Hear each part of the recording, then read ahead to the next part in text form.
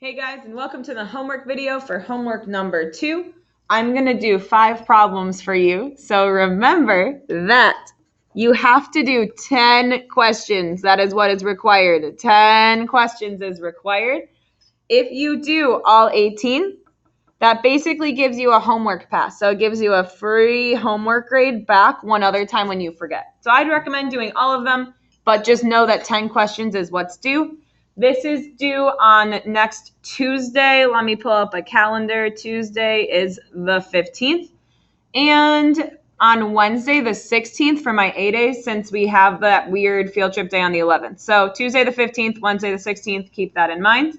Other than that, let's get started with number 1. So remember, there are 2 different ways we can do these. Number 1 is writing them out in expanded form. So I look inside my parentheses. I have 3 times. If I have an exponent of 2 on my A, that means I'm multiplying my A 1, 2 times. My outside exponent tells me how many times I have to multiply this whole thing. So if I have an outside exponent of 3 or my flying exponent, I know I need to do this one more time and then one more time after that to get me my 1, 2, 3 sets. Then I'm going to multiply them together. So I have 3 times 3 gives me 9. So I'm going to do 3 times 3 gives me 9.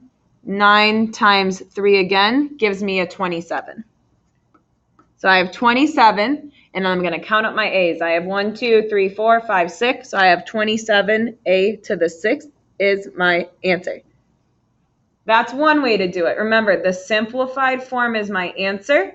This expanded form is a tool to help me get here. So I'm going to show you the shortcut because it's going to start getting really annoying to write it out this way. So if I have 3a squared to the 2nd, I can split up my middle into 3. I kind of think about it like distributing my exponent. So I have 3 to the power of 3 times a squared, so a to the power of 2, again to the power of 3. So I'm going to take off my screen lock, and I'm going to flip my calculator this way so I can see it here. So I want 3 to the power of 3. I can do that by doing a 3. First, we're going to get rid of that 3. I actually have a key over here that tells me x to the power of 3. So if I hit 3 cubed, that tells me it's going to be 27. And I know that my base here is going to stay in A. But if I see exponent, parentheses, exponent, that means I'm taking a power to a power. So there's 2 exponents. That means I multiply these together. 2 times 3 gives me 6. So 2 different ways. I found that my answer was 27, a to the 6th. I'm going to jump ahead to number 7. I'm going to let all y'all do these yourselves. I'm going to jump ahead to this one. So again, I can write it out the long way if I want to. I'm going to use the shortcut way. So I'm going to think about distributing this 3 each time. So I have 2 to the 3rd power times x to the 4th to the 3rd power times y to the 4th to the 3rd power. So first thing I'm going to do 2 to the 3rd. That gives me 8. Remember, this is not 2 times 3. 2 to the 3rd power means 2 times 2 times 2. So 2 to the 3rd power gives me an 8. X to the 4th to the 3rd power. I see exponent, parentheses, exponent. I know my x base stays the same. I know I have to multiply those together. So 4 times 3 gives me 12. Then I have y to the 4th to the 3rd power. So I know my base stays a y.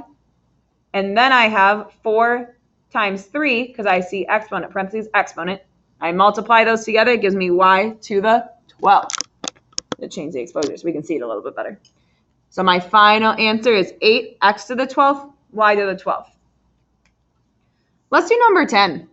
This one looks fun. Again, I'm going to think about distributing that exponent each time. So I have 6 squared times, if I don't see an exponent, my invisible exponent's a 1. So I have y to the 1st.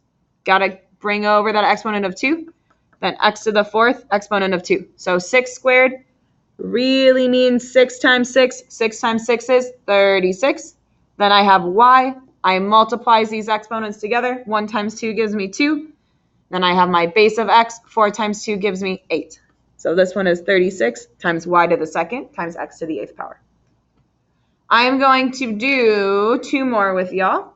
This one right here makes my life pretty easy. I have an outside or a flying exponent of 2. I know if I see an exponent, parentheses and an exponent, I got to multiply them. So I have u to the 4 times 2 gives me 8. Then I have v to the 3 times 2 gives me 6. That was number 11. All right. Number 14 is one of the trickiest ones. Same with number 13, because if I look inside my exponent, or inside my parentheses rather, I see that I have a p to the 3rd, and I also just have a plain p.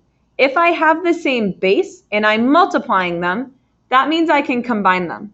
So I'm going to ignore this exponent on the outside for now, and I'm going to focus on what's inside the parentheses, and that's because of PEMDAS. So PEMDAS is, remember, my order of operations. My P stands for parentheses. So I have to do what's inside these parentheses first. So if I have 2p to the 3rd times 2p, that's the problem I'm going to focus on because it's inside the parentheses. So step 1 is I multiply my coefficients. 2 times 2 gives me 4. Here, I'm looking at my variables. So I'm going to take p to the 3rd times p. So first of all, if I don't see an exponent, I know it has an invisible exponent of 1. If I'm multiplying these together, do I see any parentheses? The answer is no. I see p to the 3rd times p to the 1st. When I'm multiplying my terms, I add my exponents. So I'm going to have p to the 3 plus 1. 3 plus 1 is 4. So I end up with 4p to the 4th. What I have not done yet is taken care of my squared. So I can't forget that at the end I have to square this whole thing. So I end up with 4 squared times p to the 4th squared. So 4 squared gives me 16. Then I have p to the 4 times 2, which is the 8th. That gives me a 16p to the 8th power. So if you have any questions at all, please, please, please let me know. You can email me whenever. That's pretty much it. So that was my 5 questions. Remember, you have to do 10. If you do all 18, it's a free homework. And I will see you guys in class tomorrow.